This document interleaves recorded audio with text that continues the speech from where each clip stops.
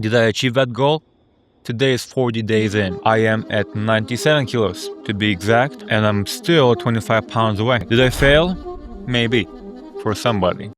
Many people talk about failure. It's like failure only lives in a vague and never in a specific. Because when you break it, almost disintegrates. A few weeks ago, 40 days ago to be exact,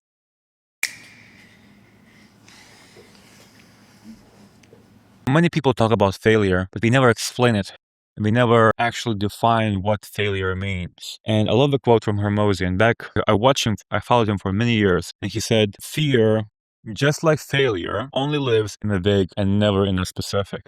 Because when you break it, almost disintegrates. Now, a few weeks ago, 40 days ago to be exact, I set up a goal. At that time, I was 112.3 kilos. Actually, at my peak, maybe a day later, I was 112.7 kilos. And I said, I'm gonna set up a goal and a plan and a strategy to lose 25 kilos in 45 days. Ambitious goal, something that I have never done before, to be honest with you.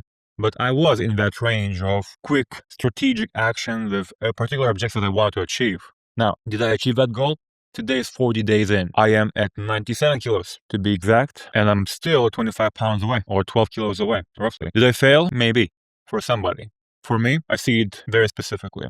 I believe there are two types of goals. There are floor goals, and there are ceiling goals. Let me explain. A floor goal is something that is very achievable. Most likely you haven't done that ever in a long time, but it feels believable and you can build in your head a strategy on how you can make it happen. Now, the ceiling goal is something ambitious, something that you need to take a breather in order to even comprehend, because it's not just a number on a wall like a wish, right? It's a ceiling goal. It's something that is still believable, but it's not particularly achievable in your own mind. It's almost like conquering a land that you have never seen, or closing a deal that's so big that doesn't mean anything to you, right? So to an extent, you can comprehend it because you have had many battles, but you don't know exactly how to do it. So when I set up that goal of losing 65 pounds, I said, that's my ceiling goal. I know that. I have never done that. It's going to be very challenging, physically and mentally. But I also had a floor goal because for me, whether I achieve a goal in 3 months or in 45 days, it doesn't change a thing. If I know I'm going there and I became a kind of person, it is inevitable. What do I mean by that? That means if I'm a kind of person who on averages is in a caloric deficit, he's doing the fasting routine, he's following my strategy in terms of what kind of meals I'm eating every single day, and I am losing, let's say on average, about half a pound a day, it's going to be inevitable, just a question of time and days and weeks when I'm going to get there. Can I push it faster? Yes. Is there a benefit to that? To me, yes. Because then I can get the feeling that I want, do the things that I want, and record the journey and transformation that I really want accordingly, right? Now, I think for most people, it's important to have both the floor goals and the ceiling goals, because most people have the ceiling goals, or their floor goals are so minimal that doesn't even motivate them to take any action, because you need some sort of a spark to have an initial surge of action that drives it to create a strategy, right? Because in order to decide, when you make a decision that, okay, I'm going to build this business, I'm going to lose this weight, I'm going to create these relationships, you have to have some sort of emotion attached, drive, and emotion is just a fuel for a desire or the desire to eliminate pain. And then you create a strategy around it, and then you don't need that anymore. Then it's just persistence, that's just the discipline and the actions that you actually need to do in order to achieve that goal, which is a completely different monster, as you and I both know. So, very important. Set up floor and ceiling goals, especially in your weight or fat loss transformation journey. Now, a plan is specifically important. To set down with myself, I knew exactly, for the most part, most days, how my days are going to look like. My eating window, between 9 a.m. and 3 p.m. That's one. My fasting rules. At a minimum, I'm fasting 1 time a day. At a maximum, if my work and my physical and mental activities are not particularly demanding or I got used to them, I am going into about 2 to 3 days full-on fasting every single week. And I did weeks like that. I shared that in the previous video. So my strategy is also tailored towards the floor goal, which is those eating hours, specific calorical limit, and fasting once a week. That makes my floor goals achievable and inevitable. At the same time, I have my ceiling strategy, which are additional things that I can do it. If I can do physically, if I can cope with that mentally, right? So there are 2 lanes almost. And the goal is still the same. It's just going to be about 30, maybe 35 days further. And am I fine with that? Yes, because I'm a different person now.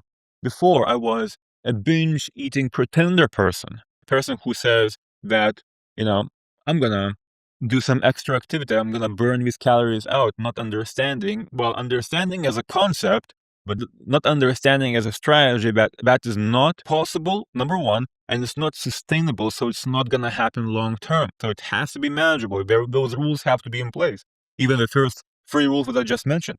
So a plan according to your floor goals, according to your ceiling goals are very important, right? And they have to be numerical, because you cannot measure things by a mirror. Some people can, a small percentage, but those people subconsciously measure things. It's like picking up a piece of meat and saying, okay, this meat, and this is how I was back in the day, I could say, this piece is 96 grams or whatever, 3 ounces. That's probably not the equivalent, so don't quote me there, but I'm just, for the Americans out there. And I would throw that on the scale, would be, 95 grams, right? One off, or maybe sometimes even exactly. So subconscious numbers are running, right? But you're looking, in reality, the numbers represent the mirror. If you're going to go down a specific number of pounds with a correct strategy, you're not going to burn your muscle, so you look like a pencil neck, right? Like a fat pencil neck, which is what you don't want to do. You want to maintain your energy, so the strategy is sustainable, and then you want to build back your health, so the foods that you eat fuel you from a nutritional standpoint, from a micronutrient standpoint, and you eliminate as many toxic materials and toxic foods and liquid sources from your routine as quickly as possible, and you keep that as often as possible. So you drift almost never, and the drifting for you is not an option. So a plan is extremely important for both. Now, going back to me, what are my next steps? I said that I'm 97 kilos now, and I'll tell you. Now, my intermediate goal right now, is to breach 90 kilos in the next 3 weeks, which is 21 days. And I'm about 7 kilos behind, so this is gonna be my ceiling goal. And most likely I'm gonna end up at around 92 kilos at that period of time. And probably I'm gonna give myself another 2 to 3 weeks to go all the way down to 85 kilos or 84 kilos, and I'm gonna see. Then at that point, I'm gonna decide. Because the faster fat loss, your body is adapting, and so you have to be very careful. You're fueling your body with the macronutrients that it needs. You're decleansing your body with specific methodologies, and you can comment below. You can ask me what body cleansing methodologies I'm using, because you have to remove toxins from your body alongside, because only then you can execute a sustainable, predictable strategy, and your identity changes. Instead of a binge eating, pretend to be health conscious business owner or entrepreneur, you become a very strategic, ruthless beast that is health oriented, very disciplined, and your discipline applies to both categories, not just business, maybe not just relationships or whatever routine you have elsewhere, but also there. What I learned about many people and business owners and whatnot, that for example, they have a particular routine, they have a discipline in their business, but for some reason, those disciplinary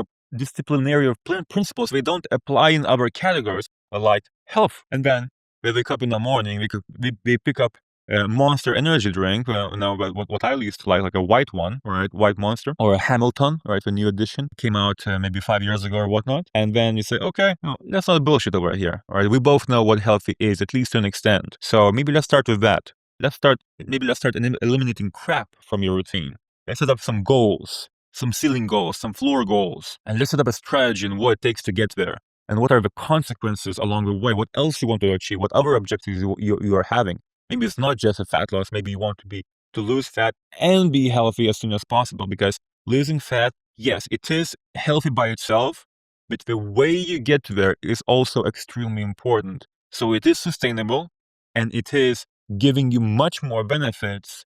And so surviving that journey and even thriving during your journey, it's much easier. Again, this is Ben Sina. I hope you enjoyed this video. If you need help, you can click the link below and schedule a call with me or my team, one of my experts, and we're going to work on your strategy. We're going to ask you questions. What do you want to do? What do you want to do with your health? What do you want to do with your life? And how do you make it effective? And how do you set up goals that you can actually achieve? And here's when you want to achieve. Again, my name is Ben Sina. I hope you enjoyed this video, and see you in the next one. Keep following my journey.